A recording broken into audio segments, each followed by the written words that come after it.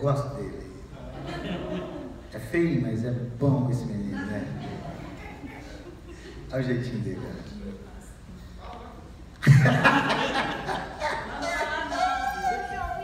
Não sabe que eu apresentei ele para Jesus, né? Apresentei ele para Jesus. Ele novinho, graças a Deus pela vida do João Vitor. Vamos cantar o cego de Jericó aí. Amém, queridos? Glória a Deus. Em nome de Jesus.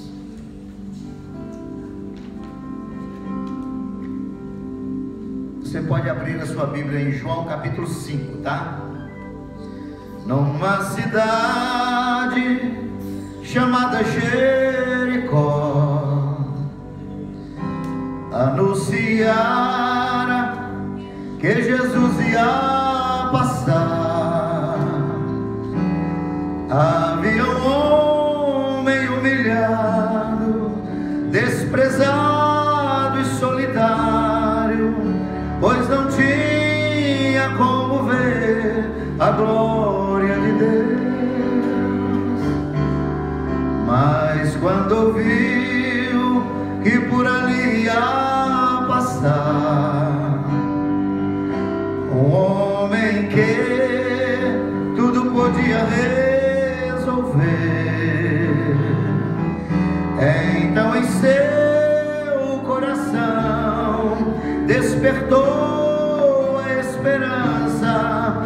Naquele instante Bartimeu clamou assim: Jesus, filho de Davi, tenha compaixão de mim. Jesus, filho de Davi,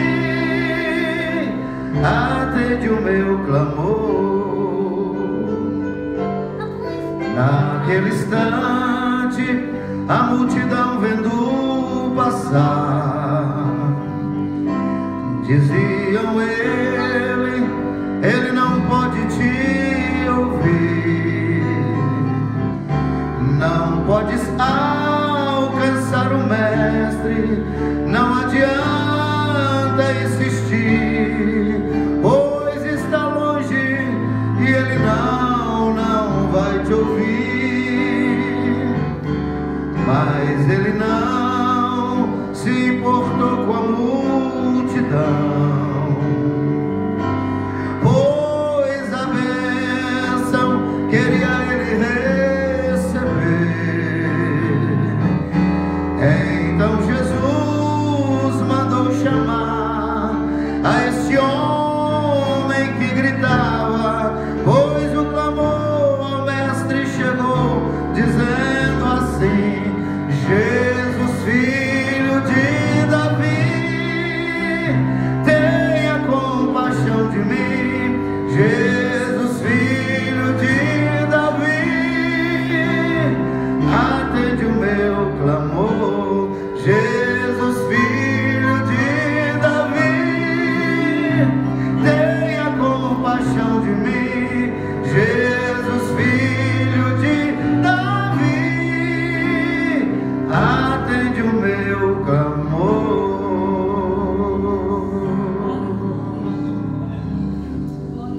Obrigado, Joãozinho. João capítulo 5, vamos ler de pé, queridos? Você que ainda está aqui, diga glória a Deus. Glória a Deus. Deixa eu compartilhar essa palavra com os irmãos. A partir do verso 1. Passadas estas coisas, havia uma festa dos judeus e Jesus subiu para Jerusalém. Ora, existe ali junto à porta das ovelhas um tanque, chamado em hebraico Betesda. Repita comigo: chamado em hebraico. Não, mas fale direito. Chamado em hebraico. Betesda. Neste. Não, eu pulei aqui, calma aí.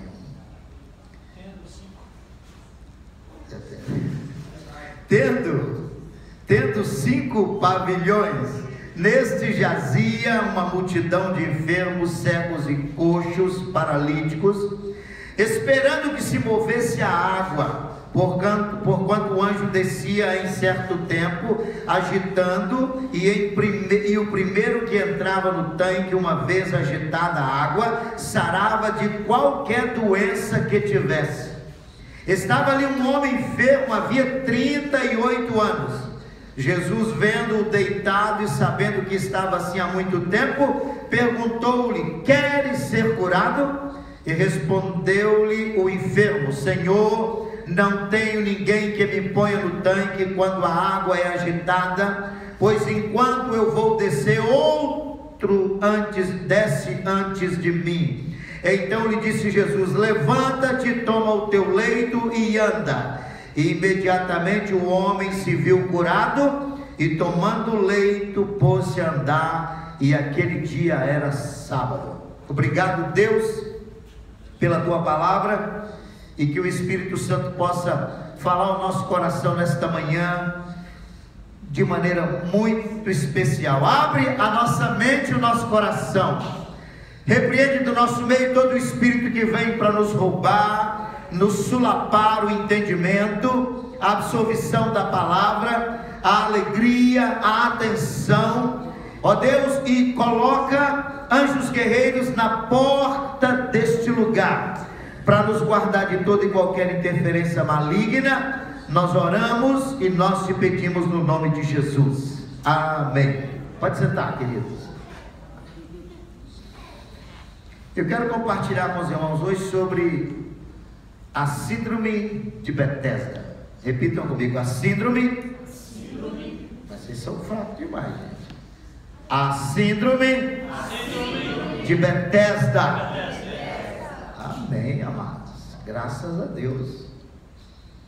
Havia, amados irmãos, uma lenda. Esse texto nos fala a respeito dessa lenda. Havia uma lenda entre os judeus, que a Bíblia não afirma se era verdadeira ou se não era verdadeira. Não é uma afirmação bíblica. A Bíblia relata a lenda, mas ela não diz ser verdadeira ou não ser verdadeira, que nem tudo que a Bíblia diz é verdadeiro. Às vezes ela apenas faz relatos de algo que não era verdadeiro. Ela relata tudo que ela relata acontece, mas nem tudo que a Bíblia relata pode se garantir que é verdadeiro. Apenas um relato bíblico. Então esta lenda consta que na cidade de Jerusalém havia um tanque chamado Betesda. Betesda significa casa da misericórdia. Casa da misericórdia. E este tanque ele ficava localizado próximo a uma fonte que, segundo os registros, já tinha a função de abastecimento da água da cidade desde o período do reinado de Salomão. Aquela fonte já era, na verdade, a empresa de abastecimento de água da cidade de Jerusalém. Esse tanque ele ficava próximo a um mercado de animais, daí a expressão que ele ficava próximo da porta das ovelhas, que era um portão por onde passavam as ovelhas que eram levadas para serem vendidas no mercado. Por isso vem a expressão porta das ovelhas. E talvez, amados irmãos, por Jerusalém ser reconhecida como uma cidade sagrada, nasceu a história de que esta fonte possuía águas miraculosas. Talvez em função do entendimento de que a cidade fosse sagrada, surgisse então esta história de que esta fonte era miraculosa. Então qual era a lenda? Dizia que um anjo vinha do céu uma vez por ano, e toda vez que ele descia do céu uma vez por ano, ele descia naquelas águas, descia naquele tanque, agitava aquelas águas, e o primeiro doente que fosse mergulhado naquelas águas, ele seria curado de qualquer enfermidade, seja qual fosse a enfermidade, ele seria curado. Podemos então imaginar que, em razão disto, amados irmãos, o número de pessoas que se aglomeravam naquele local à espera de um milagre, à espera de serem curadas das mais diversas enfermidades, como cegueira, paralisia. Por ali havia cegos, mancos, coxos, paralíticos, surdos, mudos, doentes mentais. Toda sorte de pessoas doentes estavam em volta do tanque de Betesda. E presta atenção numa coisa que eu vou dizer. O número das pessoas era tão grande, a espera era normalmente muito longa, porque apenas uma pessoa por ano ia ser curada. Que então, em razão disso, foi construído um grande alpendre, ou 5 alpendres, 5 tendas enormes, para abrigar aquele povo que ficava ali dias e dias. E qual é o fato relevante em toda essa história que eu estou contando para os irmãos? Qual é o fato relevante? É que o contexto nos mostra 2 tipos distintos de pessoas que estavam em volta daquele tanque. Qual era o primeiro grupo de pessoas? As que viviam em busca de alguma bênção de Deus. As que viviam em busca de alguma bênção de Deus, porém, levavam uma vida de choro e de sofrimento. Esse era o primeiro grupo, que era a multidão do tanque de Betesda. E qual era o segundo grupo de pessoas? O segundo grupo eram as que seguiam a Jesus, que ao contrário do grupo do tanque de Betesda, eram pessoas dinâmicas, eram pessoas cheias de satisfação, de alegria, por ver Deus operar milagres e maravilhas através do Senhor Jesus, sem ter, amados irmãos, sem ter que viver uma vida miserável à espera de um milagre, que eles não sabiam quando iria acontecer. O que é que nos ensina isso? Que Jesus tem que ser o centro e nunca as suas criaturas, mas Jesus tem que ser o centro da nossa atenção. Mas veja bem que eu quero ganhar o tempo, que já são 12 horas e 20 minutos. O que poderíamos dizer a respeito do tanque de Betesda? Primeiro, que era uma fonte, ou era a fonte da incerteza. Ninguém sabia o dia ou a hora que o anjo ia descer. Então, todo mundo que ia para Betesda, ele ia sem absolutamente nenhuma certeza de que iria receber qualquer coisa. Mas pelo contrário, era um lugar de incerteza. As pessoas iriam para lá e diziam: quando é que o anjo vai descer? Não sabemos. Quando ele descer, quem é que será o beneficiado? Também não sabemos. Será que este ano eu vou ser sorteado? Também não sei. Será que no próximo ano? Também não sei. Será que daqui 1 ano, 2 anos, 10 anos, 15 anos, 20 anos? Porque apenas uma pessoa, a bênção era estritamente limitada, era uma pessoa por ano. Primeira informação do tanque de Betesda, que era um lugar, ou era uma fonte de certeza. Segundo, era uma fonte injusta. Por que era injusta, meus irmãos? Porque os mais ricos ocupavam os melhores lugares. Por que isso?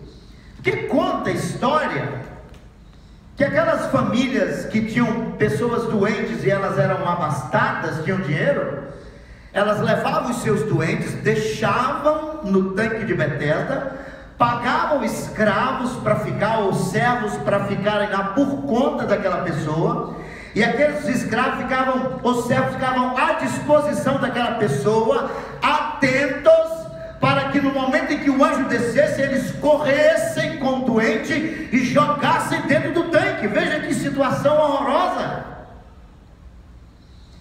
E o que acontecia com isso? Muitas famílias abandonavam os seus entes queridos à margem daquela desesperança, porque era uma esperança tão insignificante que eles ficavam ali jogados, eles dormiam ali, eles comiam ali, eles permaneciam ali, alguns deles usavam a margem do tanque há anos. Segunda coisa, os pobres ocupavam os piores lugares naquele lugar. Talvez a possibilidade de um pobre ser curado era quase que inexistente, porque havia uma multidão enorme. Talvez ele fosse como aquele paralítico que já estava indo lá há 38 anos, ele estava tentando a bênção dele e ficasse uma distância muito longa. Quando o anjo descia, não havia a menor possibilidade daquele pobre que não tinha escravo para carregá-lo receber a bênção daquele anjo. Os pobres eram sacrificados, não tinha ninguém para jogá-los na água. A reclamação daquele homem foi essa para Jesus: como vou ser curado se não há ninguém para me colocar no tanque? E a terceira coisa que fazia daquela fonte uma fonte injusta é que o critério para receber era ser mais rápido. Quanto mais rápido fosse, a possibilidade de receber a cura era maior. Aqueles que tinham deformações nas pernas, aqueles que não poderiam se locomover, aqueles que eram cegos, aqueles que tinham doenças que não ajudava, não dava agilidade, tirava a agilidade deles, esses não tinham qualquer possibilidade. Era uma fonte profundamente injusta. O critério é o mais rápido, quem for mais rápido ganha. Não era o que merecesse mais, não era o que tivesse uma maior necessidade, era o que fosse mais rápido. Terceira coisa, a respeito do tanque de Betesda. O tanque de Betesda era um modelo da religião mística. Como assim, pastor? Qual é o modelo da religião mística? É aquela que promete cura, mas não fala sobre o Salvador, não fala sobre aquele que é capaz de curar. Fala a respeito de curas, mas não há mensagem a respeito do Salvador. As pessoas são curadas, mas não sabem quem os curou. As pessoas podem até receber a cura, mas não têm a menor ideia de quem foi que realizou o milagre. Algumas religiões dos nossos dias agem desta maneira, vivem prometendo cura, vivem anunciando uma cura, mas não fala a respeito do Salvador. Isto é religião mística. Betesda era um modelo da religião mística. Segunda coisa, porque era o modelo da religião mística, porque valorizavam mais os anjos do que o próprio Deus. Eles não iam lá em busca de uma cura que Deus fosse realizar. Eles estavam ali em busca de uma cura que um anjo, que eles não sabiam quando viria, iriam realizar. Algumas religiões místicas adoram mais os anjos do que o Senhor. Tem um grande movimento lá no Brasil, eu não sei qual é o nome da igreja, me foge agora, que a grande estrela deles lá é o anjo Gabriel, o arcanjo Gabriel. Então eles anunciam: o arcanjo Gabriel vai descer e você vai tocar na espada do arcanjo. E anuncia dia e noite o arcanjo. O arcanjo, você esta semana vai subir um monte para se encontrar com o arcanjo vai entrar na igreja hoje. É só o arcanjo e o arcanjo. Betesda era o modelo desta religião mística. Terceira coisa, porque fazia do Betesda um tanque, uma religião mística. Seu alvo principal era aglomerar pessoas e mantê-las presas por uma mística esperança de algo que poderia acontecer. Eu fiquei pensando quando meditava nesta palavra, que nós estamos vivendo esses dias em algumas denominações que não cabe a nós falar por o nome, em que o único interesse é encurralar, é ter os currais cheios de pessoas sedentas por uma bênção que eles prometem, e eles ficam ali buscando 1 ano, 2 anos, 10 anos, 20 anos encurraladas dentro de currais. Pessoas que não têm qualquer preocupação em em cuidar dessas pessoas, em nutrir essas pessoas, em zelar por essas pessoas, em discipular essas pessoas, em cuidar destas famílias. O único interesse que eles têm é aglomerá-los, é encurralar estas pessoas, ter currais cheios de ovelhas que não são cuidadas, que não são tratadas, que não tem por elas qualquer afeição, que não sabe o nome de nenhuma delas. Como posso requerer o direito de ser reconhecido como pastor de alguém que eu não sei nem o nome?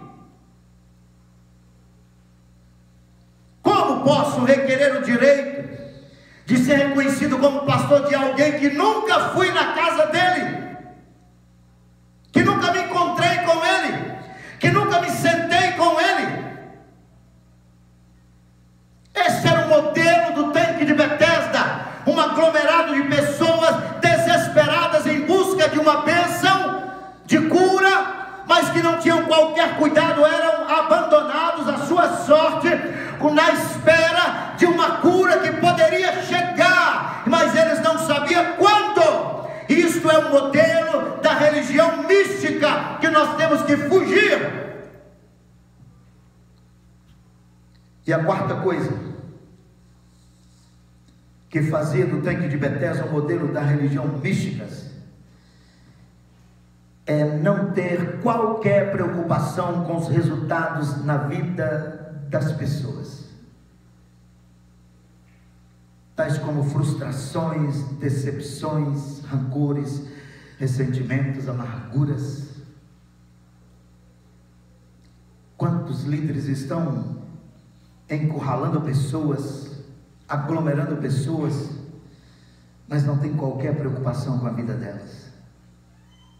Quantas pessoas que eu encontro por aí saindo desses aglomerados, cheias de ressentimento, de amargura, não são cuidadas. Eu estou com um casal que está se reunindo conosco lá em Vitória, que ele diz: ficamos por anos naquela igreja, a gente entrava e saía, nunca fomos percebidos.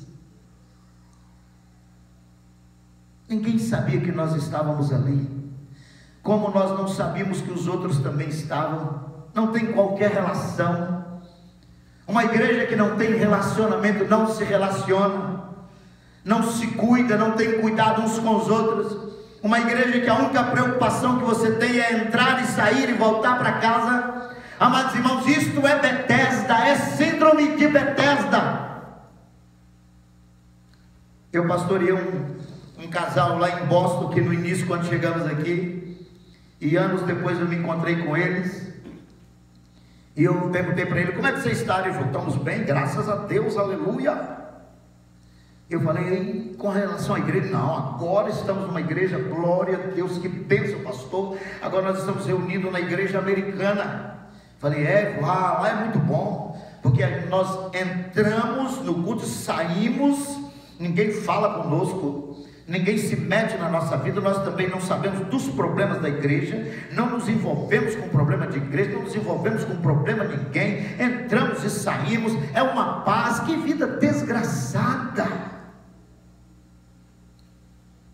que cristianismo miserável, que a minha maior preocupação é entrar aqui e sair, e não querer saber do problema do meu irmão, não querer que ele saiba do meu problema.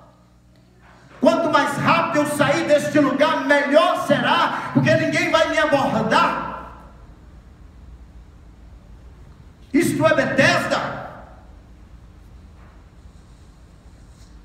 Não tinha qualquer preocupação com a vida das pessoas, as frustrações, seus ressentimentos, amarguras, rancores.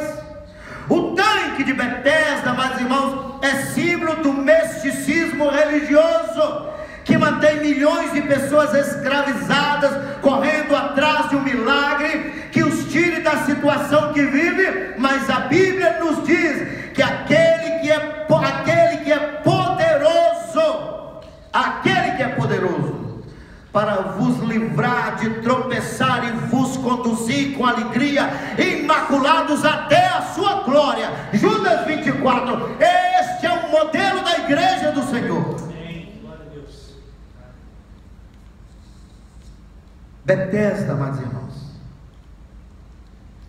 Veja que há algumas perguntas que me saltam à mente quando medito nesse texto. Primeiro, por onde, amados irmãos, andam essas pessoas com a síndrome de Betesda? Qual é a síndrome de Betesda? A síndrome de Betesda é aquele mal que recai sobre algumas pessoas que deixa de ter uma vida em seguir a Jesus, em se alegrar com Jesus, em acompanhar Jesus, em se submeter a Jesus, em se alegrar com o simples fato de estar caminhando com Jesus, mas tem aquela vida de correr atrás de bênção. Um dia está aqui porque tem bênção, no outro dia está no outro lugar porque tem bênção. Vocês já ouviram falar que vai acontecer lá na igreja do Jaba? Ele corre para lá, hoje é na Moriá, amanhã na Assembleia de Deus, amanhã era em Boston, pega o avião porque está acontecendo na Flórida, e eles ficam saltando de um lugar para o outro, em busca da bênção, esperando que um anjo desça, um anjo que pode descer ou não descer. Esta é a síndrome de Betesda.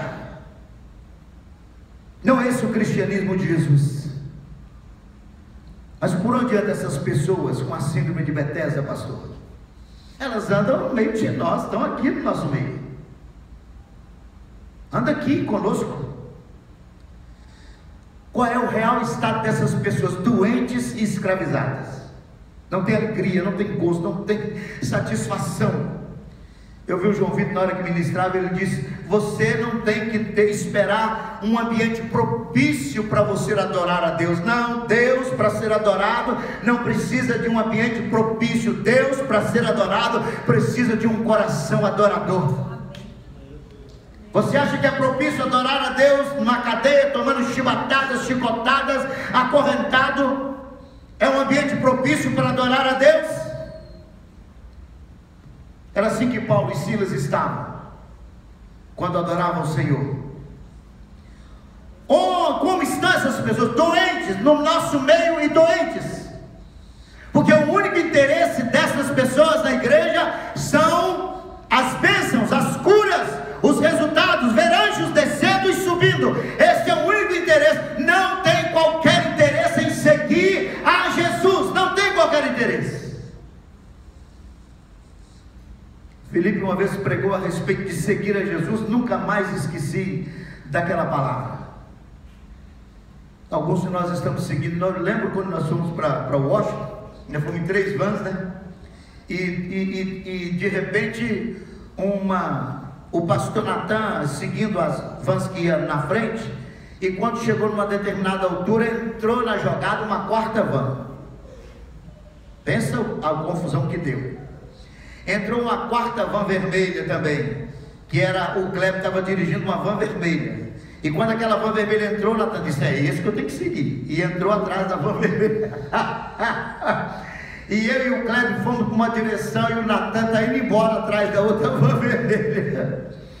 Às vezes nós estamos seguindo alguma coisa que se parece Jesus, mas que não é. Parece cristianismo, mas não é. Parece o caminho certo, mas não é. Eu, Natan, quando descobriu, estava perdido. O Filipe conta a experiência do homem que seguia um veículo iluminado com os faróis acesos dentro do estacionamento, ele querendo sair do estacionamento. Então tinha um veículo na frente dele, noite de neve, caindo neve, e ele acompanhando. De repente ele descobriu que aquele veículo não saía do estacionamento, ele só rodando ali. Ele descobriu que era o cara que estava limpando a neve, estava tirando a neve. Betesda. Algumas pessoas, o único interesse deles são as bênçãos, não querem qualquer relação com o Senhor. E, amados irmãos, onde está o tanque de Betesda destas pessoas? Está em tudo que colocam a sua esperança, que não é Deus. Tudo que você coloca a sua esperança que não é Deus é Betesda. Tudo que você coloca a esperança de cura, de alegria, de realização, de sustento espiritual é Betesda. É Betesda. Se não é Deus, é Betesda. Quais as características predominantes dessas pessoas que têm síndrome de Betesda? Eu estou acelerando aqui, querido, o máximo que posso. Quais as características? Primeiro, presta atenção. Elas nunca levam ninguém, mas são sempre levadas. Nunca. Ela nunca chega na igreja e diz: olha, aleluia, conheci esse vizinho, glória a Deus, estou trazendo aqui, amém, glória a Deus. Olha, está comigo aqui a irmã Dora, não sei o que. Dora foi uma das pessoas que nós trouxemos, morou lá em casa. Ia no banheiro, ficava de porta aberta, Felipe entrava e pegava ela de porta aberta no banheiro. Era um caos lá em casa essa menina. Mas em compensação, quando ela voltava do trabalho, mesmo depois que saiu lá de casa, ela ficou com a chave. Ela entrava na nossa casa, quando nós chegávamos, ela tinha comida na geladeira que ela levava, né, Dora? Foi uma bênção na nossa casa, uma bênção na... Essas pessoas nunca trazem ninguém, sempre são levadas. Sempre temos que estar carregando essas pessoas, trazendo para a igreja, trazendo, e elas estão sempre mal-humoradas, estão sempre reclamando de alguma coisa, porque elas não estão na igreja porque querem um compromisso com o Senhor, elas estão na igreja porque querem tirar alguma coisa, querem levar alguma vantagem. São pessoas difíceis. Suas enfermidades, amados irmãos, lhe impõem esta dependência de estar dependendo sempre de alguém. Nunca pode orar por ninguém, está sempre precisando de oração. 2. Segunda característica: são motivadas única e exclusivamente pela possibilidade de receber bênção. Nada mais as motiva. Pessoas não motiva, relacionamentos não motiva, nem mesmo o próprio Deus as motiva. O que as motiva é a bênção. Visam apenas a bênção, o resultado. Terceira característica: o recebimento de bênçãos depende sempre de um terceiro. Eles nunca o recebem direto do Senhor, está sempre dependendo de um terceiro. Veja a expressão dele, verso 7: não tenho ninguém que me ponha no tanque. Não tenho ninguém que me ponha no tanque. Quando a nossa dependência não é do Senhor, quando a nossa dependência é Betesda, vamos sempre estar dependendo de alguém e não do Senhor. A dependência, amados irmãos, da minha bênção é o Senhor. Eu dependo de Deus para ser abençoado. Eu não dependo do homem, não dependo da igreja, eu dependo do Senhor. Aleluia. Eu dependo dele. O relacionamento deles com o Senhor é muito raso ou nenhum, por isso são dependentes de terceiros. 4. São escravas das suas próprias limitações. Verso 6 diz: vendo-o deitado e sabendo que estava assim há muito tempo. Para essas pessoas, amados irmãos, nada mais importa, mesmo que esta busca pela bênção venha se tornar um senhor na vida delas. Sabe qual era o problema, amados irmãos, de Betesda? É que Betesda escravizava as pessoas. Como que escravizava? Por elas não saberem a que hora o anjo ia descer, mas e quando ele ia descer, elas não saíam de perto do tanque para nada. Gente, se eu sair agora e for ali no banheiro e ele descer, como é que fica? E gente, se eu sair daqui agora para ir tomar um banho em casa e ele descer, como é que fica? Gente, se eu sair daqui agora para poder ir ali dar um abraço no meu irmão e ele descer, como é que fica? Se eu sair daqui agora para ir no banheiro, como é que fica? Eles ficavam escravizados daquela esperança vazia. Imagine que vida miserável. Eles não se moviam, se tornavam escravos da sua própria necessidade.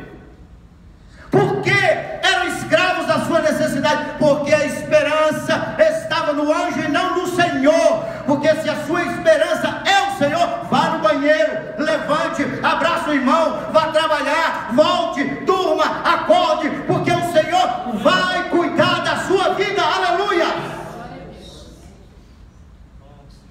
A sua esperança não pode ser Betesda. senão você se torna escravo.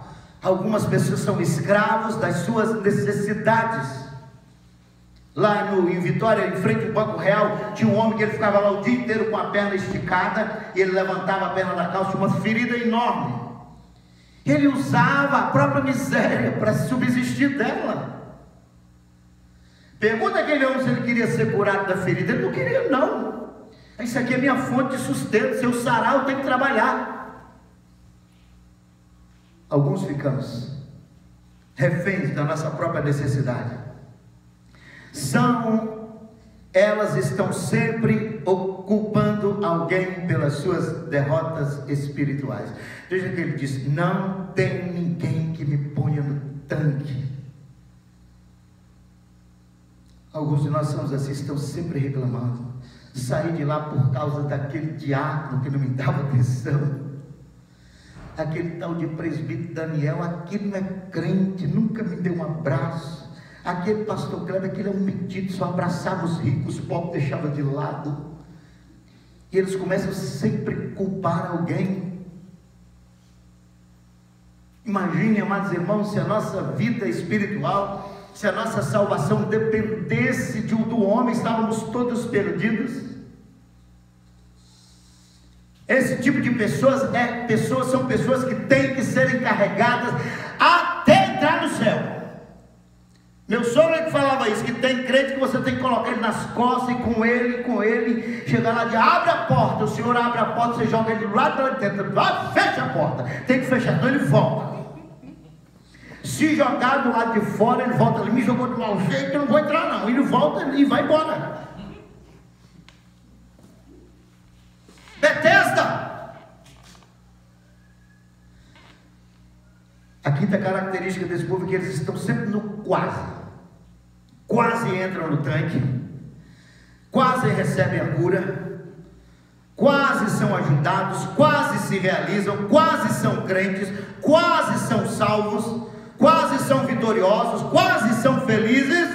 A razão de ficares no tanque e a fé de que o anjo está quase chegando, esta é a razão deles estarem no tanque. O anjo está quase, eu vou ficar aqui, mas estão sempre no quase.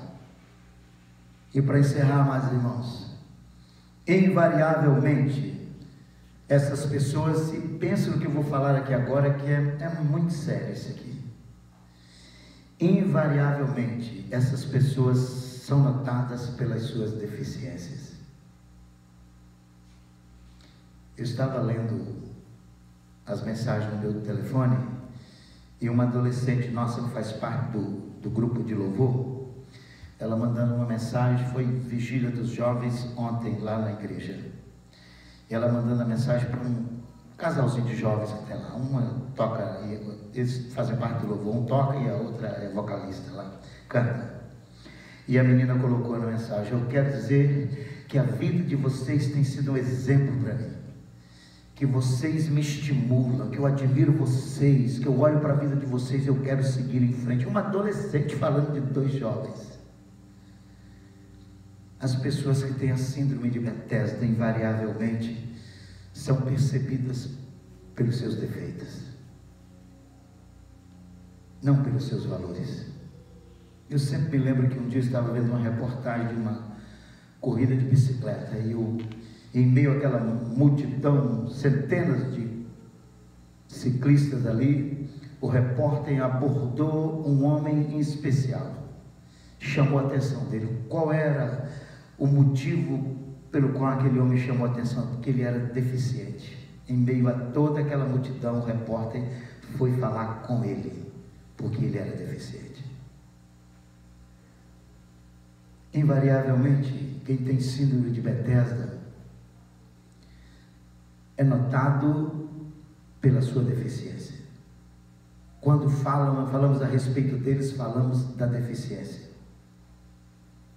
do defeito, porque é gritante. A Bíblia diz que Jesus, em meio àquela multidão enorme, deveria ter milhares de pessoas em volta do tanque de Betesda. Ele olha e percebe um homem deitado no chão, sofrendo há muito tempo. Verso 6, Jesus olha para ele e diz: queres ser curado? E ele diz: quero, Senhor, mas não tem ninguém que me ponha no tanque quando a água é agitada. Verso 8, Jesus diz: levanta, toma o teu leito e anda. Versos 12, olha que coisa tremenda. Alguém pergunta para o deficiente: quem é o homem que te disse, toma o teu leito e anda? E no verso 13, a resposta diz: mas o que fora curado não sabia quem era ele. Quem tem síndrome de Betesda pode até entender de cura, mas não conhece em nada aquele que realizou o milagre.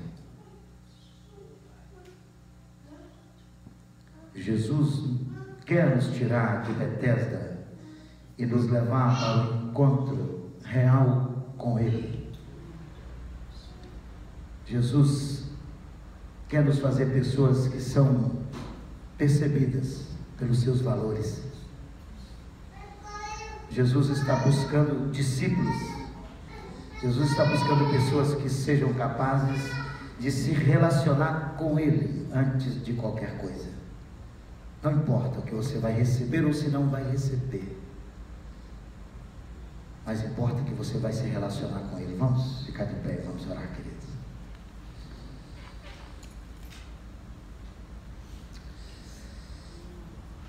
Pai, eu quero te louvar nesta manhã pela Tua palavra. Oh meu Deus, eu clamo para que o Senhor tenha misericórdia de nós como igreja.